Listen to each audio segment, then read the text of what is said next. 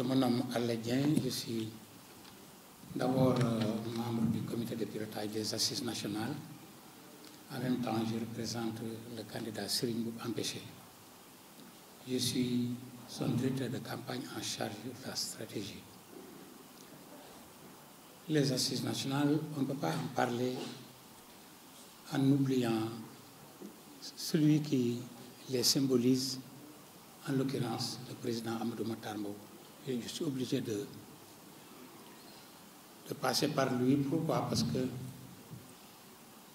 c'est lui personnellement qui m'a introduit au niveau des assises en me recevant chez lui et après discussion, échange.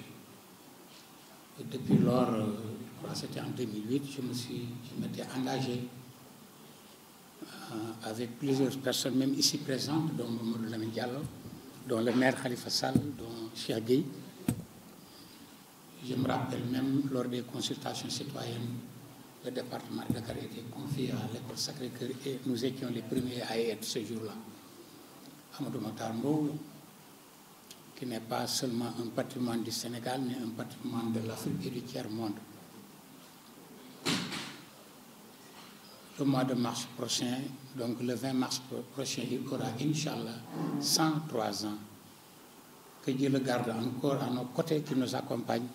Nous avons encore besoin de lui, de ses conseils, qui sont des rayons qui nous éclairent dans la vie. Pour ce qui concerne les assises nationales d'abord, le candidat Serigne Mboup était là la semaine passée avec moi. Il s'est engagé à suivre les conclusions des assises nationales et celles de la CNRI. Et il m'a montré dans son document de campagne, dans son programme, une place réservée pour ça. Et je lui avais même dit, mais je ne peux pas travailler avec toi si vous ne m'expliquez pas les assises nationales et une partie du contenu. Et qu'est-ce que vous avez fait depuis lors? Il me dit, Allah, rappelle-toi que les premières réunions des assises nationales, c'était au siège de la CNES.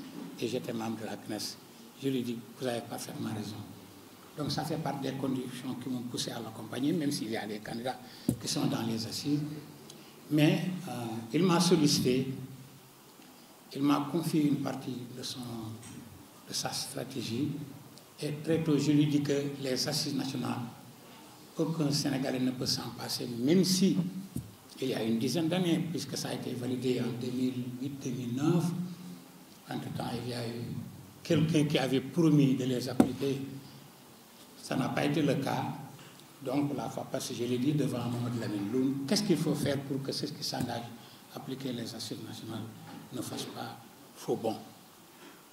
Alors, je suis parfaitement d'accord avec la proposition de Thierno Alassane Sall, avec un comité de suivi qui va être rigoureux, intransigeant, en tout cas, même s'il y a lieu d'adapter les conclusions à ce monde actuel, puisque le monde évolue vite et entre-temps, c'est déjà une dizaine d'années, beaucoup de choses peuvent être repensées. Je crois que ce n'est pas méchant.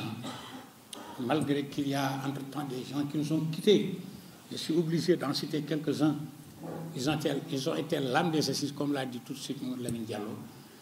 Par exemple, Massour Kama, par exemple, Mohamedou Mbodj, par exemple, Pape Ibrahima Dieng, Ousmane Tanor Dieng, Amath Dansokho, que Dieu a donné leur âme.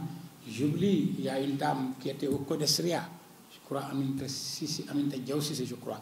Donc tous ces gens sont partis, mais les assises demeurent, les conclusions des assises demeurent, et le Sénégal reste le Sénégal. Donc il faut une volonté politique du prochain président ou bien de la prochaine présidente qui s'engage à respecter les assises nationales, que ce sera justice rendue aux intellectuels, aux experts, aux politiciens, aux gens de la société qui étaient engagés, comme actuellement celui qui suit de très près ce qui se passe, en l'occurrence Mamadou Lamine Loum et notre sœur, Madame la première procureure du Sénégal, à Saint-Louis. Donc nous sommes persuadés que les assises seront appliquées, en tout cas les conclusions seront respectées et que le Sénégal en tirera un grand profit. Je vous remercie.